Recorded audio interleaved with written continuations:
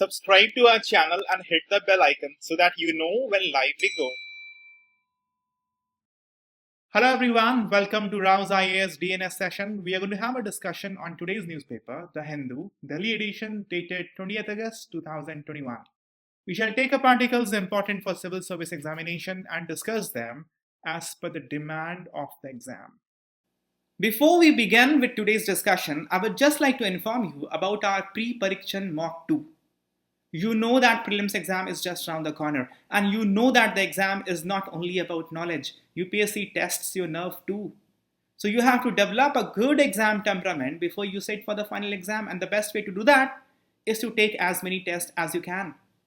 We have conducted mock test 1 of pre-pareekshan already. From today we'll be opening up for mock test 2. This is an opportunity for you to sit for the exam with high quality question that matches up with UPSC standard. So please attempt the test with utmost sincerity, get to know your knowledge level and your temperament for the exam. If need be, there is time for improvement, but you have to know where you lack. For that, please give the exam. This article is from page number 6. Private varsity brought under RTI purview. The State Information Commission of Odisha has declared the Kalinga Institute of Industrial Training a public authority, which implies now the institute has to furnish information under Right to Information Act. The issue has been going on for quite a while now, and the institute has denied to declare itself a public authority. In 2017, KIIT has submitted that the institution did not come under the RTI Act as it was a society of private persons, registered under Societies Registration Act 1860, and it was neither set up under the Constitution nor was it established by an Act of Parliament or State Assembly.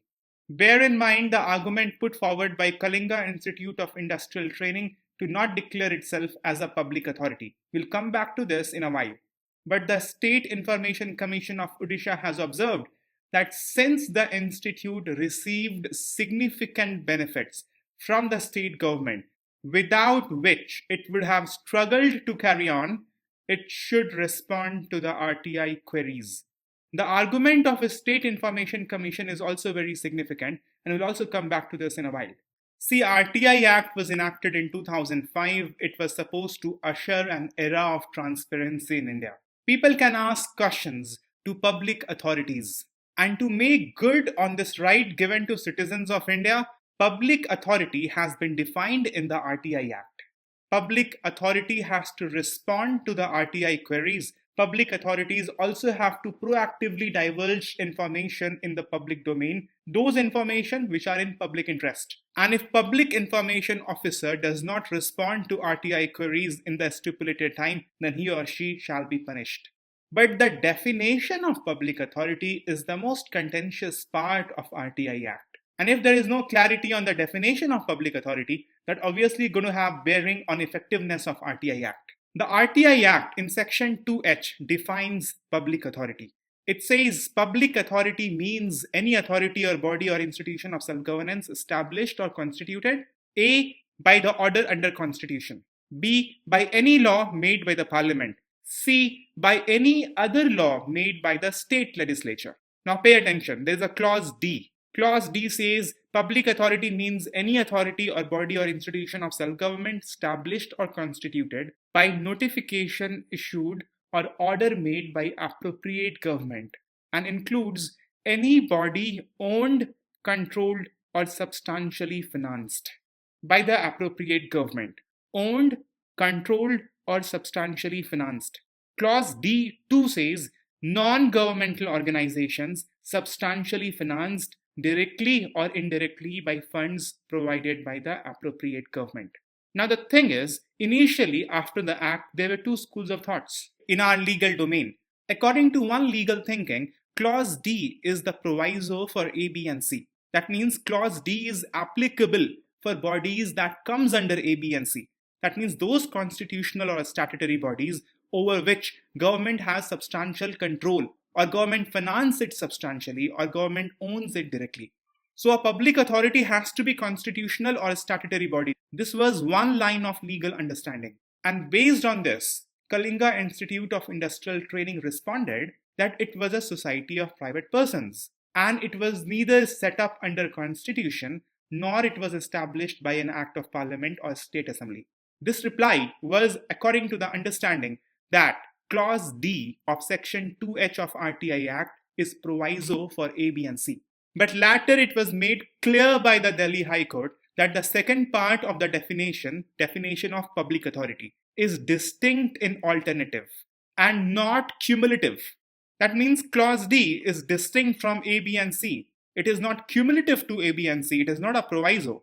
That means a body may not be constitutional or statutory body, but if it still is owned by the government or controlled by the government or substantially financed by the government, then it can be declared as public authority. See, constitutional bodies, the parliament, the courts, they all are public authority. Bodies made under the act of the parliament like RBI, SEBI, TARAI, NABARD, they all are public authority. But if a body is not constitutional or statutory, but still is owned or controlled by the government like Niti Aayog will also be a public authority. UIDAI will also be a public authority. So the argument that since it is not a constitutional or a statutory body and it has been registered under Societies Registration Act 1860, so it cannot be considered as public authority, does not hold good. But I must also tell you at this juncture of our discussion that any body formed under any law does not automatically becomes public authority. The Delhi High Court has ruled in a separate judgment that mere establishment of a body under a statute will not automatically render it a public authority for the purpose of RTI Act. So the companies incorporated under the Companies Act 1956 or societies registered under Societies Act 1860 does not become public authorities for the purpose of RTI Act. So clause A, B and C of section 2H of RTI Act are very clear. There is no confusion here. A body, either constitutional or statutory, will be public authority. But confusion is in the definition coming from clause D. There are three terms which are open-ended. Institution which are owned, controlled or substantially financed by appropriate government would be considered as public authority. See, the first term owned is absolutely clear, but subjective interpretation can change the meaning of these two terms. What do you mean by controlled or substantially financed? Various high courts have tried to give meaning to the phrase control by the government in clause D of section 2H of RTI Act. High courts started giving meaning to this phrase control by the government by aligning it with the definition of a state in the Article 12 of the Constitution. Article 12 says that the state includes the government and Parliament of India, the government and legislature of each state, and all local or other authorities within the territory of India or under the control of Government of India. And if you look at clause A, B and C of section 2H of RTI Act, you will find this definition to be covered. So you understand by now that the scope of public authority is larger than the scope of state. The definition of a state comes from Article 12 of Indian Constitution. The definition of public authority comes from section 2H of RTI Act. Some of the high courts also have interpreted supervision and regulation by government agencies as the definition to be counted for control. There are three terms that we have to look for in order to identify a public authority, whether it is owned, controlled, or substantially financed by appropriate government. Whether it is owned or not, that would be easy to see. But whether it is controlled or not, for that, the high courts started to look at it from the point of view of Article 12 and from the point of view of regulation and supervision. But matters were finally clarified by the Supreme Court in the so-called cooperative societies case. There was an issue of cooperative society in the state of Kerala, and the State Information Commission declared that the cooperative societies will come under the ambit of RTI Act. They have to be considered as public authorities. Against this ruling of State Information Commission, the appeal went to High Court. High Court in the single bench ruled the same. Then the case was again appealed and went to the larger bench of High Court. The larger bench of High Court gave more liberal definition to public authority. Then the matter came to the Supreme Court, and in this case, cooperative societies case, Supreme Court clarified the issue. The court observed that the level of direct or indirect control with respect to cooperative societies does not meet the required threshold. That means it is not deep and all pervasive, and therefore cannot be considered within the expression state under Article 12. You must have this understanding that public authority's scope is larger than the scope of a state. Supreme Court is clearly saying that cooperative societies does not come under the scope of the state. But by this, it does not mean that it will not come under the scope of public authority either. We'll go step by step, understand that for a state there has to be control. In the very term public authority, the word authority is there. Authority means the power to rule, the power to govern, the power to administer. And that is totally aligned with the definition of a state. A body can be part of the state only if appropriate government has deep and all-pervasive control over it. It crosses a minimum threshold. Otherwise, it cannot be part of the state, as defined under Article 12. So point number 1 is cooperative societies are not part of the state because they are not deeply controlled by the government. Supreme Court further clarified that mere supervision or regulation does not make an institution a public authority within the scope of Section 2H of RTI Act. So supervision and regulation is not sufficient. You need to have deep control. The registrar of cooperative societies actually supervises cooperative societies, but that supervision, or for that matter even regulation, will not be sufficient for an institution to be called as public authority. So the first point that you have to pick up is for a body to be part of the state, there has to be deep control on that body of appropriate institution, of appropriate government. The second point is mere supervision or regulation of government over an institution is not sufficient for an institution to be declared as public authority. In the same case, Supreme Court also clarified the term substantially financed. Supreme Court said that the term substantially financed cannot be interpreted using de minimis approach. So the financing must be actual, existing, positive, and real to the substantial extent. Not moderate, not ordinary, not just tolerable. Clarifying it further, the Supreme Court said that the state may provide schemes for welfare projects to the institutions, but unless the funding was so substantial that the body would struggle to exist without it, the body cannot be declared as public authority. Now here we go. This is the meaning of substantially financed. If you stop the funding, then the body will struggle to exist. Now, making good on my promise, let me bring you back here. The State Information Commission of Odisha has said that since Kalinga Institute received significant benefit from the state government, without which it would have struggled to carry on, it should respond to the RTI queries, meaning it will be considered as public authority. In the definition of public authority under Section 2H of RTI Act, you have learned that any body which is owned, controlled, or substantially financed will be considered as public authority. Supreme Court has clarified the meaning of substantially financed, meaning the financing is to such an extent that the body will struggle to exist without it. So if a private institution has been funded to such an extent, it has to come under RTI ambit. And with clarity on substantially financed, clarity comes on the term of controlled. Supreme Court clarified that this word control means that either the body is owned or substantially financed by the appropriate government. Mere supervision or regulation does not mean the government has control. What means that the government has control? Two things. Either it has to be owned by the government or substantially financed by the government. The meaning of term substantially financed you understand. And whether it is owned or not owned by the government is easy to see. So instead of these three terms, you actually have only two terms. We have owned, controlled, or substantially financed, and controlled actually means that either it should be owned or substantially financed. So everything just boils down to this. If a private institution is substantially financed, then it is a public authority. Remember. On NGO, the Supreme Court in the same case has clarified that even in the absence of a statutory control, if an NGO has been substantially financed, directly or indirectly by the government funds, then the NGO will have to come within the definition of public authority.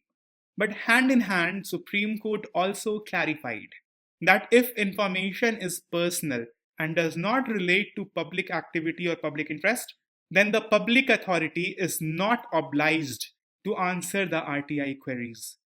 The root of this case actually is in the fact that some people wanted to know the account details of members of one of the Kerala's cooperative society.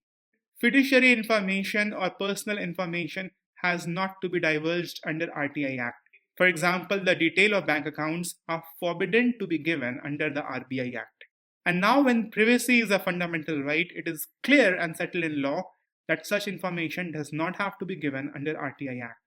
So now you know what is a public authority, either owned or substantially financed by the government.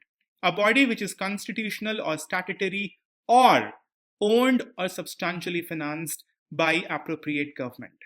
So finally, answer this question: are cooperative societies public authorities? Supreme Court said no, because if you apply the definition, it won't fit. It is not constitutional body. It is not statutory body, although these cooperative societies are registered under Societies Act 1860. But just registration under a law will not automatically make it a public authority for the purpose of RTI Act. Then you come to the third criteria. Is it owned by the government? No. Is it controlled by the government? No. How do you know it is not controlled? Control itself is seen by two criteria, either ownership or substantially financed. And these bodies are not substantially financed. So it does not fit into the definition of public authority. Cooperative societies are not public authorities. But Kalinga Institute getting substantially financed will be public authority. Now, just to have a sense of closer and complete understanding of the topic, let's discuss the concept of a state versus public authority. You already know that public authority is a wider concept than the concept of a state. This was observed by the court in MP Varghese versus Mahatma Gandhi University case. The court recognized the fact that definition of public authority is much wider than the concept or definition of state. Many bodies are declared as public authorities, but in no way under the scope of Article 12 they can be declared as part of state. A school substantially financed will be public authority, but it will not be part of the state. When the question came whether BCCI was part of a state or not, it was ruled that BCCI is not part of the state. But Indian Olympic Association, having similar function, being under same circumstances, has been declared as public authority. Indian Olympic Association also will not be part of state, but it is public authority. The reason is that the government funds it substantially. Around 85% of traveling and other expenses of athletes is borne by Government of India. So Indian Olympic Association, being substantially financed, will be called as public authority for the purpose of RTI Act. But BCCI is not substantially financed by the government. So it is neither a state nor public authority. You understand that the definition of a state under Article 12 is primarily to enforce fundamental rights of citizens through courts. It is claim of the right by the citizen on the state. So state has to be defined, and it has been defined before spelling out the fundamental rights of Indian citizens. But public authority under the scope of RTI Act is intended to achieve the objective of right to information recognized under Article 19 of Constitution. So the purpose of a state and public authorities are quite different. See, generally it is the case that state is subset of public authority, but it may also be the case that a body is recognized as a state but not public authority. To cite one instance, you might be knowing that courts have imposed penalties on many news channels. In one specific incident of one news channel, Sabse was imposed a fine of rupees 5 lakh for revealing the identity of a rape victim and hence violating her right to privacy. Now you know that an aggrieved Indian citizen can approach High Court or Supreme Court directly in the matter of violation of fundamental right. Right to privacy, a fundamental right. But fundamental rights are claims against the state. So if a court is accepting a case of right to privacy, then that is against the state. And for that matter, that private news channel was considered as part of state for that particular case. But under the definition provided by Section 2H of the RTI Act, the body cannot be called as public authority. So just giving you heads up, it is possible for a body to be called as part of a state, but still not a public authority. And that completes the topic.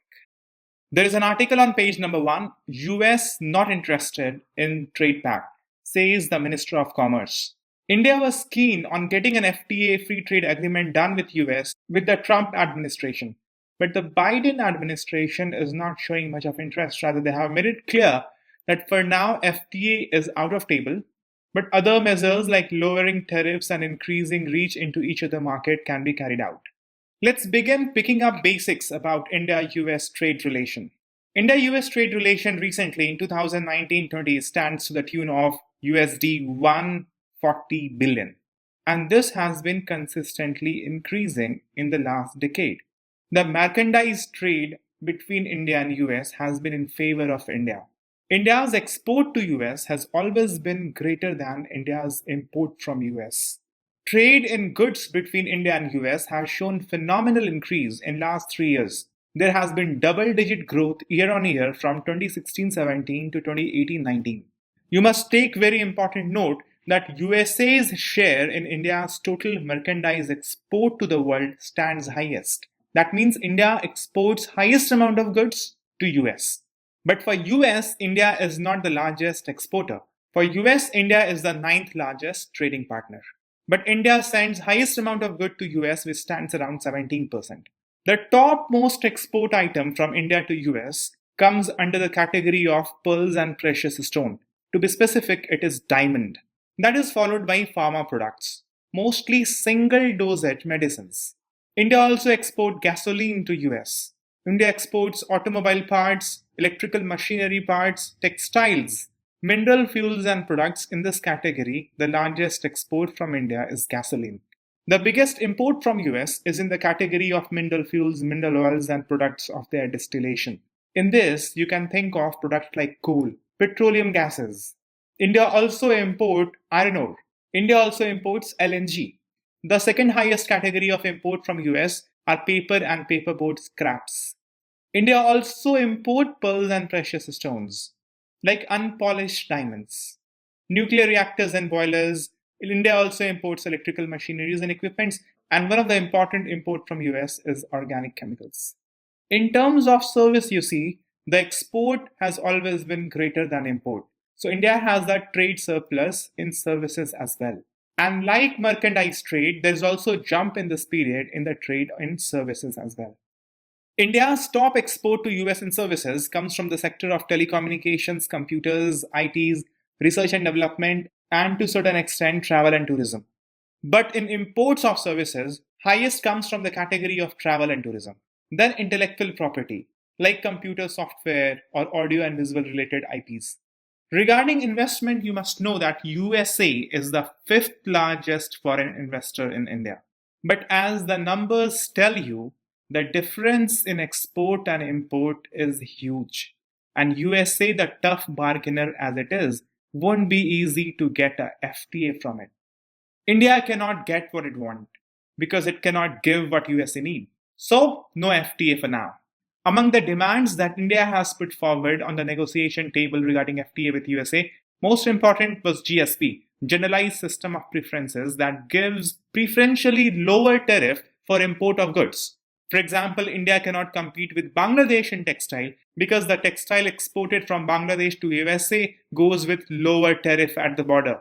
For the same product, the custom charges from India will be high because India has been removed from the list of the countries getting the benefit of Generalized System of Preferences.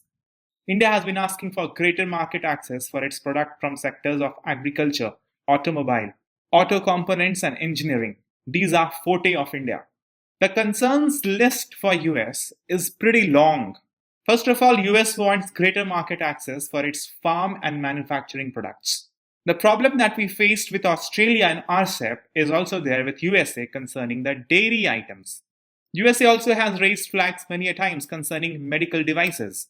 Indian government has put cap on the prices of many medical devices like many of the stents, the knee implants, to make the medical services affordable for all. India also has increased the import duties on many medical devices to encourage the domestic medical device industry. And this does not go well with US.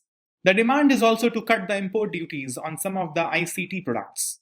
The average tariff that India charged to US is around 13%. This is considered to be high. It's not easy for India to cut it down from here without hurting the taxation capability of government and the domestic industry.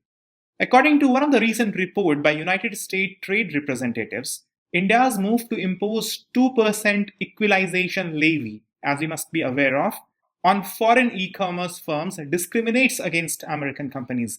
Although India has rebutted this report finding, because if you are earning money from somewhere, you have to pay taxes. This is the OECD norm as well. But still, USA sees this as discriminatory for American companies. India's decision to impose the domestic content requirement for solar panel manufacturers as part of Jawaharlal Nehru National Solar Mission also didn't go well with US. US took India to WTO and India lost there. Further, the recent changes in the e-commerce rules making marketplace e-commerce platforms like Amazon to limit their investment in inventory and to control the predatory pricing also didn't go well with US. One of the biggest issues in the trade negotiation is the question of data localization norm. Data localization norm of India has been objected very strongly by US. They allege that it's going to hurt the business operation of many US big tech companies like Facebook and Google. And on top of everything, USA know very well that it has high trade deficit with India. So what seemed almost achievable in the Trump era has been thrown in the back burner in the Joe era. There are other important articles in today's newspaper, but fortunately they have been covered already. For example, there's an article on page number 9, Is a caste census desirable? This caste census issue has been catching up, and in all likelihood it will be done soon. We have covered the issue of caste census in the DNS dated 16th of August. There is an editorial article with the title Optimistic Assessment. It deals with the dilemma of RBI whether to go for tackling inflation or being easy on the interest rate to bring growth on track. This issue has been discussed previously in the DNS many times. We also have recently covered it in the Indian Express Explained discussion of first week of August. I have told you previously in the DNS that women in army is an important topic for the mains exam. There's another editorial article on this, and we have covered the issue in the DNS dated 9th of August. There's an article on the business page, Telcos knock the center's door for relief. India's telecommunications sector was considered to be a revolution. That revolution is turning into a debacle. The issue surrounding the telecommunications sector has been previously discussed by Pallavi Ma'am. These are the important articles from today's newspapers that have been covered previously. Now, boys and girls, show me what you have learned. There are 14 questions on the screen. Take the speed test in the stipulated time of 2.5 minutes. 150 seconds, even. You should not take more than that. Take it seriously on the piece of paper, write answers to these questions, and only then listen to the discussion. First question is, UIDAI can be considered as public authority under RTI Act. Public authority has to be either constitutional or statutory body, or it must be owned, controlled, or substantially financed by the appropriate government. And UIDAI is owned, controlled, and fully financed. So it is public authority. It is not a constitutional body, not a statutory body, but still will be public authority under RTI Act. So the statement is true. Forming a cooperative is a fundamental right under Article 19. After 97th constitutional amendment, this statement has become correct. So true again. Cooperative societies are part of a state as defined under Article 12. Absolutely false. State does not have deep and all-pervasive control over cooperative societies, so it cannot be part of the state. Cooperative societies are public authorities under RTI Act. Again, cooperative societies are not constitutional bodies. They are not statutory bodies. Although they are registered as societies under the Societies Registration Act 1860, but that does not mean it's a statutory body for the purpose of RTI Act. And these are not owned, controlled, or substantially financed by the government. So the statement is false. But if a cooperative society, like some housing societies, they are substantially financed by the government, then they will be public authorities under RTI Act. But you cannot say in general, cooperative societies are public authorities. A university getting a grant of 10% necessarily comes under the ambit of RTI Act, meaning they have to answer the RTI queries. See, the thumb rule is they have to be substantially financed, meaning if the financing is cut off, then it will be hard for them to survive. And 10% grant of the total expenditure, that's what the statement mean actually, does not seem so very high. So it will not necessarily come under the RTI ambit. Statement is false. Public authorities under RTI Act are part of the state as defined by Article 12. Public authority is a larger concept. Most of the institution of a state will be public authority, but all public authorities are not part of state. Board of Control for Cricket in India, BCCI, has been held by the court to be part of state. This is absurd statement. This is absolutely incorrect. State does not have deep and pervasive control over BCCI. But it is true that Supreme Court has intervened into the working of BCCI, appointing its heads, etc., because it discharges a public function. Cricket is considered as an important public event in India. On that ground, intervention has been made, but BCCI cannot be said to be part of the state. Indian Olympic Association is part of public authority. This is a true statement because Indian Olympic Association is substantially funded by the government. India is the largest exporter for US. This is an incorrect statement. From India, the export to the US is highest among all countries. But India is not the largest exporter for US, which is rather China. India-US merchandise trade has consistently increased in the last decade. If you have a phrase like this, consistently increased or decreased, you have to be very alert. UPSC has used this phrase previously in its questions, and all the statements having consistently increased or decreased phrase have been incorrect. This is the data for merchandise trade between India and US, and you see it increased but has not consistently increased, but largely increased over the last decade. So, unfortunately, the statement will be false. USA was the largest foreign investor in India from 2000 to 2020. You know that USA is not the largest source of FDI for India. In fact, USA was fifth largest investor during this period of time. So the statement is false again. First census of India was conducted in 1881. This is an incorrect statement because in 1881, first synchronized census happened. Census have been happening in sporadic manner since 1860s. After 1931, caste data is not collected as part of the census. You must have not got this one wrong. This is an incorrect statement. After 1931, caste data in general has not been collected, but we have continued to collect the data on SCs and STs. That will count as data on caste. We have not been collecting caste data for OBCs. Supreme Court has put a cap of 50% in reservations, as you would know. This capping is based on empirical calculations made by the court-appointed committee. This is an incorrect statement. This capping has been done arbitrarily. It is said that once the census data would be out, rationalization can be done to this capping rule. So, how much did you get?